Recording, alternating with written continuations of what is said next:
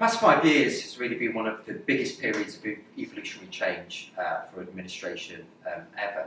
We've sort of been hit by the double whammy of auto-enrolment as well as freedom in choice, which has had a very significant impact on the structure of memberships in schemes, but also in terms of the amount of activity that we need to complete. And one very noticeable area has been the dramatic rise in transfer value estimates that have been provided. But at the same time, we've also experienced a very significant change in the way that benefits are provided. And auto-enrolment has really been the propellant for many sponsors and trustees to completely revise the underlying benefit structure. And what that has meant in practice is that DB schemes have continued to close or had some other type of benefit link back to the sponsor.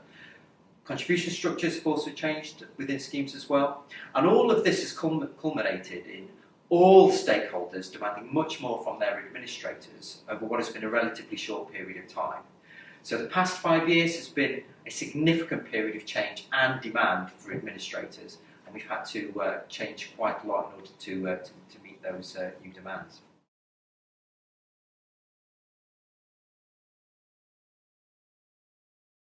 So one very predictable outcome of auto-enrolment was the change in DC active memberships, and that was a change brought about by the introduction of auto-enrolment that we could really predict. And in most cases, the industry's responded well to that change. We've developed lots of new technologies and lots of new communications, and that have really helped us to absorb and manage that increased membership group. But one area that we didn't predict so well was the dramatic rise in preserved memberships. In the period between 2014 and 2016, active memberships of occupational schemes grew by about 35%. But preserved memberships in that same period grew by 45%, so a much larger increase in preserved memberships. And that membership grouping actually has a completely different set of needs to active members. And this is still something that the administration sector hasn't responded particularly well to. Most research suggests that preserved members are the most dissatisfied of all members, citing out-of-date communications and a lack of personalisation as some of their key complaints.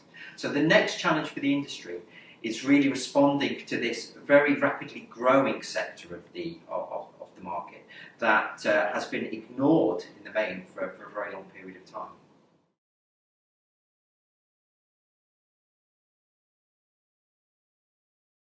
Trustee needs have changed dramatically, just along the same lines that membership demographics have changed substantially in the last five years. Most defined benefit schemes are now on some type of journey to liability management or risk reduction. A recent market survey suggested that over 90% of pension schemes have de-risking on their agendas for some time in the near future. And what this means is that trustees are actually demanding much more from administrators, not just in terms of their day-to-day service, but also to meet other parts of their strategic aims, so delivering these de-risking exercises. And what that means for practice for administrators is that they have to look at the size and structure and shape of their service and to try to shape that around what those projects need. So they demand far more technical input from project managers, analysts, than running a day-to-day operation. So the change in trustee demands and the growth and liability management exercises has come about pretty much at the same time that a dramatic change in the underlying membership levels is taking place as well. So we're seeing demand and complexity for services rising both from the membership group as well as trustees. And as I've said, this has all come about at a very similar time for us.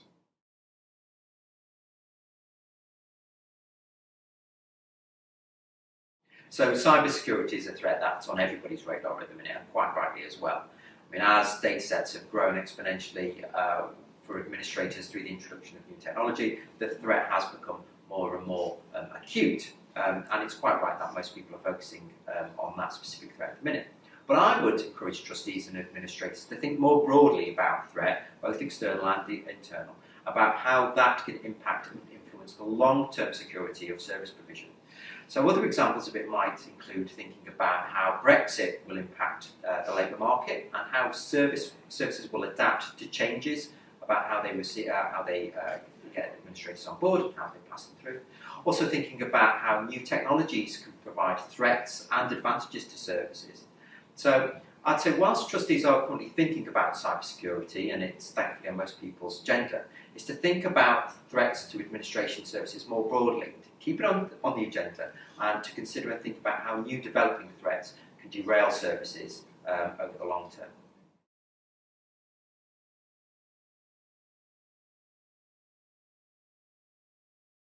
Well, very few trustee boards actually have an administration strategy at all. It's more commonly recognised or most commonly associated with investment or actually long-term sort of de-risking objectives. But having a long-term administration strategy is absolutely fundamental to both the short-term security of the service as well as meeting those long-term aims. And a strategy can be anything from something as basic as the cost reduction strategy that might involve the creation and implementation of better communications and automation, to delivering a liability management outcome. And for that, you would look at sort of developing new strategies and resources around technical expertise, project management, and even data. But setting a strategy is absolutely fundamental to achieving that goal. And a good strategy should have an overall goal with a number of contributing initiatives that go into it. And what I would recommend that trustees do is once that strategy is set, is to give it to your administrator and allow them to make the recommendations of the best way to achieve it. But you should expect some concrete outcomes and reporting against that strategy and those outcomes to make sure that they're delivering against your long-term needs.